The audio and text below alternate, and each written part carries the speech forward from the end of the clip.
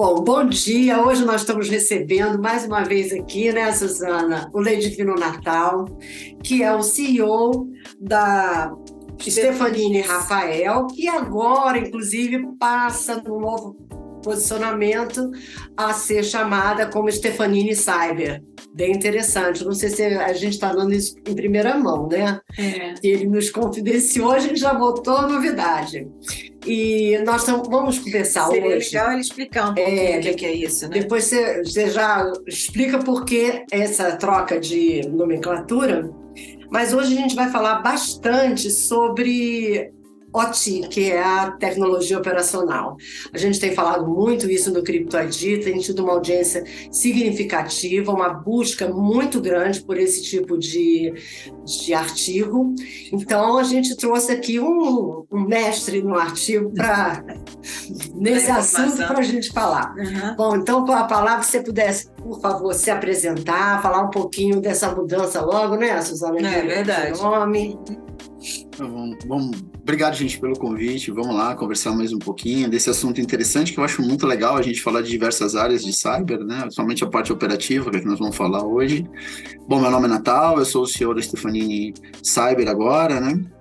Onde a gente vem se reposicionando no mercado. Como hoje tem várias empresas no grupo, a gente está fazendo um trabalho de rebrand mesmo, muito importante na companhia, para facilitar também para o mercado, porque são muitas empresas. Como vocês conhecem, o DNA do nosso grupo é fazer M&As também, né? Não é só fazer o crescimento orgânico. Então, o mercado fica muito confuso com muitas palavras, muitas siglas, muitas letras, companhias. Então, a gente está trabalhando numa simplificação de ir para o mercado. Obviamente, sim, está em primeira mão para vocês. A gente ainda não tinha aberto muito isso para muita gente. A gente já fez alguns releases já citando Stefanini Cyber, mas conversar assim, dar essa visão é a primeira vez, tá bom, meninas? Muito bom. Então, a gente queria já começar com você falando sobre qual é o cenário brasileiro da tecnologia operacional. Quer dizer, como é que o Brasil está nesse... Se posicionando, né? Nesse cenário. Na verdade, a gente, falando não só do Brasil, mas do mundo, né? Por que a gente começou a pensar e trabalhar com tecnologia a gente chama Cyber OT em inglês, né? Ou Cyber TA, ou Cyber TA em português, independente disso, porque é um mercado que hoje, em termos de maturidade, a maturidade é um pouco menor que o mercado de TI. Os ataques são muito crescentes nessa área, né? Ou seja, você tem ataques voltados à infraestrutura crítica. O que é infraestrutura crítica? São aquelas empresas provedoras de serviços, por exemplo, como água, como energia, hospitais. Isso tudo é considerado saúde, né? Isso é tudo muito considerado crítico. E também na área de indústria, a parte produtiva, as linhas de produção, que o advento da migração desse processo de indústria 4.0, agora 5.0, as indústrias começaram a ficar mais expostas, né? E diferente da área de tecnologia da informação, a área de tecnologia da automação ela é muito focada à disponibilidade. A parte de TI é mais a confidencialidade e a de TI é a disponibilidade, porque se parar uma linha de produção, diretamente você impacta no negócio e no faturamento dos clientes que dependem do fator produtivo, né? Legal. E fala aqui para gente quais são as principais ameaças que as empresas enfrentam hoje em dia, apesar de você já ter dito que é disponibilidade, mas quais são as principais ameaças que as empresas enfrentam em relação à tecnologia operacional? Você pode citar alguma coisa assim recente que tenha acontecido para dar um exemplo para gente? Tá bom. Assim, na verdade, muda um pouco o enfoque dos ataques, né? Ou seja, você tem muito a parte física que ela é envolvida, que eles no mercado tecnicamente chama de CPS, que é o Control Product Systems, onde as pessoas fisicamente abordam as linhas, né? Ou seja, quem tem o que a gente chama de PLCs, que são os sensores, atuadores, então ali vira uma fonte de entrada, né? Geralmente, enquanto não se conecta essas redes na internet, coisas muito importantes, a linha de produção em geral, os softwares que supervisionam, eles não são, não é que eles não são, diferente de TI, você não pode atualizar um Windows, por exemplo, um iOS, seja o que for, porque pode parar a linha de produção. Então, as atualizações é uma barreira dos softwares, a questão da proteção física, e geralmente os tipos de ataque ou tá um acesso de um terceiro, né? Por exemplo, é um ataque muito conhecido, foi o ataque que eles chamam Colony Pipeline nos Estados Unidos, foi por um acesso de terceiro, foi um acesso que foi concedido, e aí o hacker tinha a credencial de um usuário e ele conseguiu entrar no sistema por ali. Então, ou seja, liberaram um computador, ele acessou, foi um aplicativo e dali ele teve acesso à rede, porque ele tinha as credenciais privilegiadas. Ou o terceiros fica muito importante, a parte física é muito importante, as atualizações não podem ser feitas de qualquer jeito, e quando você conecta a indústria, né, nesse caso, as linhas de produção, numa rede que tem acesso à internet, aí precisa ter todos os cuidados que uma rede de TI também, que aí você pode sofrer o sequestro de dados, bloqueio da linha de produção, que são os famosos ransomwares. Então, assim, os nomes são muito parecidos, só que o impacto é muito maior quando acontece um ataque na rede operativa. E agora, fala para a gente um pouco sobre o que é o monitoramento nível 0, porque antes da entrevista a gente conversou que a gente tem uma audiência também de pessoas que precisam se atualizar sobre termos e tudo, que são executivos e decisores de outras áreas da companhia, porque hoje a cyber não está mais, a segurança cibernética não está sendo decidida só por profissionais da área, né? Então, os outros também vêm aqui consultar no CryptoID. Então, seria interessante você dar essa explicação, o que é o monitoramento nível 0 e como isso pode ajudar as empresas a melhorarem a sua segurança cibernética, OT. Tá bom. Bom, o monitoramento na parte OT, né, ele é diferente, ele é feito em camadas, vai do nível 0 ao nível 4, então é do físico para o lógico, né? Então o 0 é o nível físico, onde estão os sensores. E por que é tão importante a proteção no nível 0? Às vezes ela é muito mais importante do que a proteção no nível computacional, que é o nível 4, porque ali você analisa o comportamento da rede. Então eu vou dar um exemplo disso. Imagina assim, você está trabalhando onde você precisa monitorar uma temperatura de um alto forno. E essa temperatura ela vai variar de 100 graus a 200 graus.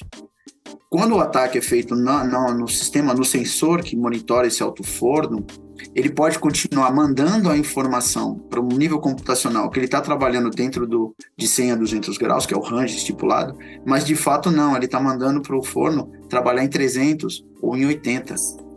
Então a proteção do nível 0 é para garantir que não tenha nenhum tipo de comportamento diferente do esperado, para que não traga nenhum dano no processo produtivo. Então ela é tão importante e é um nível mais avançado.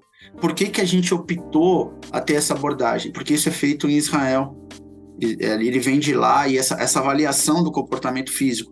Porque uma das perguntas que vocês me fizeram foi: quais os tipos de ataque? Como é que isso funciona? Em geral, o ataque físico é muito usado nas redes operativas. E quando você monitora o nível 0, você consegue entender se o comportamento está adequado ao que eles precisam. Porque nem sempre o que vai para a camada supervisória é de fato o que está acontecendo ali na borda, ou seja, na parte física. Então a gente trouxe uma tecnologia para garantir que a parte física esteja ok. Porque em linhas gerais, por exemplo, um ataque, por que você acaba desligando tudo? Porque você não tem controle do que está acontecendo na camada física. Se você entende o que está acontecendo na camada física, você não necessariamente precisa desligar tudo. Então você precisa garantir a integridade e depois você vai fazendo as ações de mitigação. Então a nossa escolha por começar pela camada 0 está muito relacionada a isso, e a camada 0 ela é uma das camadas mais importantes, para não dizer a mais importante, num processo de ataque, porque é onde vai influenciar diretamente no processo produtivo. Então é por isso que a gente optou por trabalhar com a Seagull OT, porque eles são especializados em proteção, lógico, em todos os níveis, mas eles nasceram com uma análise da camada 0, que é a camada física, que é uma das mais importantes na rede operativa. Eu acho que você já falou para a gente o que motivou, né, vocês fazerem essa parceria, foi exatamente a possibilidade. Mas fala um pouquinho mais sobre a parceria que vocês têm com a Seagull OT Solution. A Seagull OT é uma empresa israelense, ela está no berço da nação cibernética. Ela foi uma incubadora, né? Na verdade, ela nasceu numa incubadora tecnológica. Ela fica num centro chamado Beersheba. E Beersheba é onde está o SOC nacional de Israel, né? onde eles fazem todo o monitoramento do Estado de Israel. Ela fica, inclusive, no mesmo prédio. E eles são pessoas que são oriundas da proteção de infraestrutura crítica. E eles desenvolveram essa tecnologia que é única, que é deles, né? E a gente, por ter o nosso DNA israelense, então a gente fez essa parceria, trazendo isso para o mercado brasileiro. Para vocês terem uma ideia, eu sei que essa semana vai ter um evento que chama ENA, que vai ser em Belo Horizonte. A gente vai estar apresentando essa tecnologia para todo o mercado brasileiro. E lá, junto com a SIGA-OT e com a nossa empresa de indústria, que é a IHM, que ela também faz parte desse conjunto de soluções, que é a empresa que tem ela tem 40 anos de experiência, mais de 40 anos de experiência no mercado de automação, e é eles que vão estar junto com a gente. Então, é um triângulo, e a SIGA-OT ela vem complementar tecnologicamente para a gente isso, e a gente entende que eles são adequados, porque a abordagem deles é única, e no mercado a gente não viu nada similar. E como esse mercado a gente precisa ser mais ambicioso, então a gente buscou tecnologias mais inovadoras com o aspecto de trazer coisas de valor agregado aos nossos clientes. E quais são os pontos que essa solução da SIGA mitiga as ameaças? Quer dizer, como que é feito isso? A partir do momento que você identifica um comportamento de não conforme, né, o análogo, como a gente fala, você consegue bloquear aquele processo, né, dar o alerta, bloquear e fazer a correção muito rapidamente. Ou seja, se um sensor precisa trabalhar num range e ele alterarem, a gente consegue voltar à configuração original muito rápido, sem trazer dano para o ambiente físico. Então, ela é muito rápida nesse sentido, é milissegundos que ela identifica, porque ela vai analisando o comportamento o tempo todo, ela fica monitorando a parte física o tempo todo, todos os sensores, atuadores que estejam no processo. Então, ela vai analisando todo o comportamento. Então, ela aprende, ela tem uma inteligência artificial por trás disso. Então, se ela sai do comportamento que é identificado, ela automaticamente alarma e aí a gente consegue rapidamente, tempestivamente, tomar uma ação. Então, ela é muito, muito eficaz nesse sentido. Tá?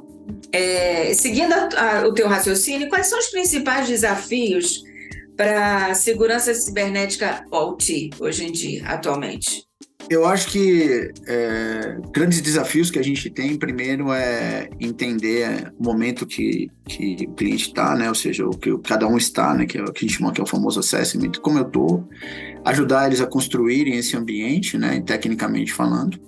Mas mais que isso, é sensibilizar o board na necessidade dos investimentos, porque, infelizmente, a nossa cultura, ela não é uma cultura de prevenção, ela é mais reativa. Então, os clientes se movem muito quando eles são atacados e não trabalhando na prevenção. Então, a gente tem alguns trabalhos.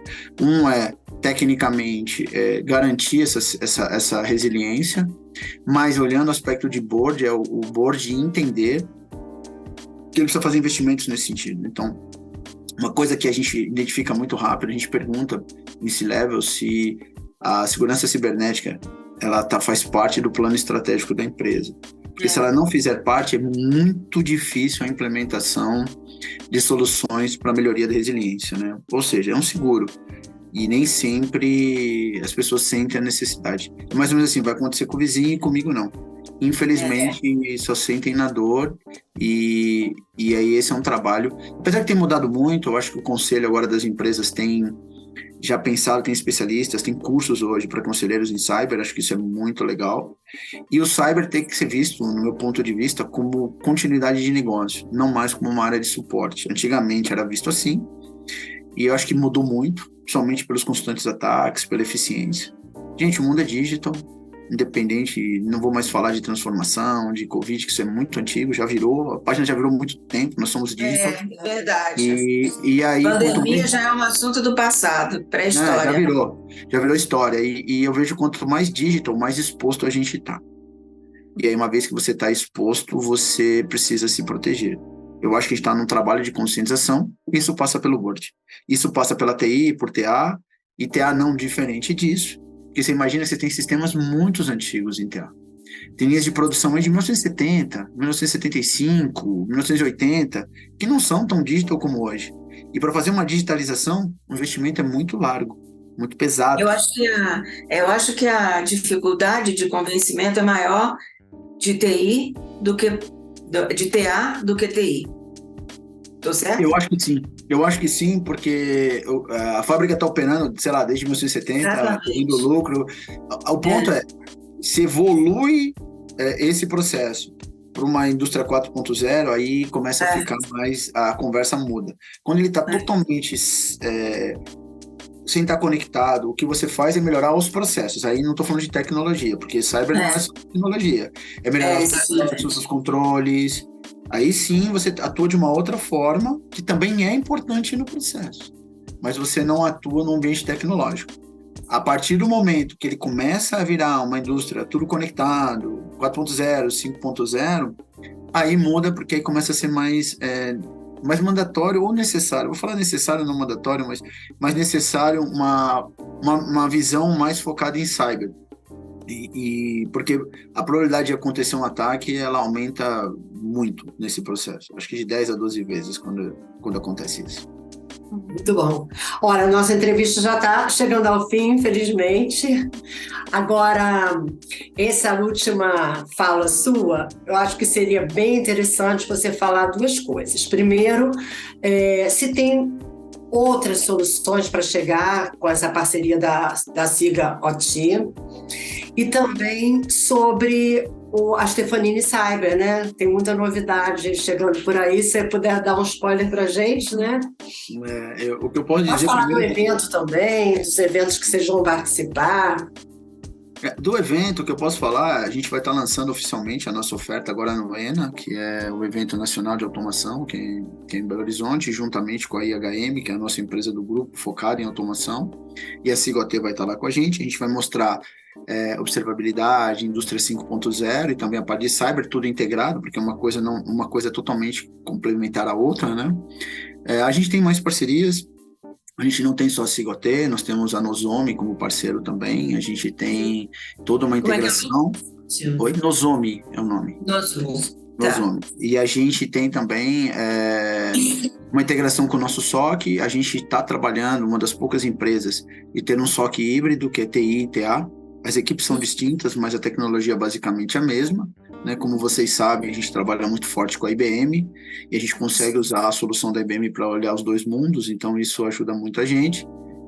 Os expertos são outros, né, os especialistas, mas a tecnologia não. Então a gente tem simplificado muito, a nossa oferta é completa. Então a gente começa desde o assessment até a resposta a incidente, ou seja, passa pela assessment, pela segmentação, depois pelo monitoramento em tempo real e depois a resposta a incidentes.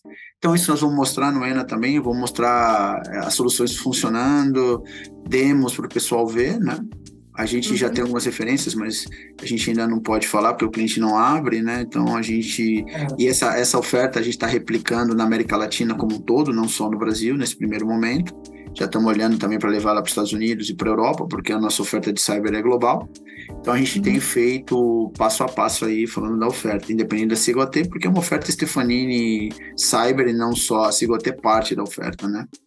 Sim. Em relação aos demais, eu posso te dizer que vocês, no momento certo, serão chamados, a gente vai poder falar mais, vocês vão estar mais... agora eu deixei vocês curiosos e vai ser legal, porque vocês vão estar muito ávidos a poder falar com a gente. Talvez eu não seja o porta-voz dessa comunicação, mas o mais importante é vocês entenderem que hoje a gente está globalizado, é uma oferta que a gente aposta muito no grupo, é uma oferta muito importante. A gente hoje tem 6 SOCs espalhados no mundo, mais de 600 colaboradores de cyber, a gente tem mais de 100 clientes globais, então a gente fortaleceu muito a nossa oferta. O que eu posso dizer para vocês é que a gente quer ser um player global, se posicionar, somos ambiciosos, gostamos de desafios. Vocês sabem o DNA da Stefanini, e não ia ser diferente. Eu liderando uma das unidades, eu sigo muito, porque eu acho que a ambição ela leva a gente longe, né? A gente como brasileiro fazendo isso no mundo é muito legal. Então a gente tem sim uma oferta muito forte, cada vez consolidando mais, e a gente tem o apoio do nosso board para essa oferta, que é a melhor parte. Né? E não menos importante, tudo que a gente oferta, a gente implementa em casa. Isso é importante. Olha, isso é que é importante. Isso é que é importante. E a gente tem um bom, eu vou dizer que não é um laboratório, porque é uma empresa do tamanho do Grupo Stefanini, mais de 40 países, com várias empresas adquiridas, a gente tem todo um processo bem maduro de cyber, onde a gente, antes de ir para o mercado, a gente faz os nossos ensaios, nossas monitorações, tudo dentro de casa. Então, se alguém quiser ver uma coisa que a gente faz, a gente consegue mostrar na prática num ambiente onde tem 32 mil usuários, várias aplicações, diversos nichos de mercado. Então, é assim que a gente se posiciona. E, obviamente, a gente também tem um trabalho muito forte de treinamento. A gente tem um acordo com uma empresa chamada KDTI, que é o nosso parceiro para formação de profissionais, e hoje a gente investe muito forte nisso, e a gente também criou os nossos programas, teve o Staff Hackers há pouco tempo, então, porque para a gente o nosso maior asset são as pessoas, nós estamos focando muito no desenvolvimento de pessoas, é uma outra discussão que a gente pode ter outro dia, mas só para vocês entenderem, é assim que a gente está olhando bem macro, assim, em nossas ações relacionadas a cyber. Muito bom. Legal. Olha, foi maravilhoso te receber mais uma vez aqui. A gente sabe que o seu tempo é muito curto, né? A gente agradece muito vocês terem atendido rapidamente a solicitação da entrevista.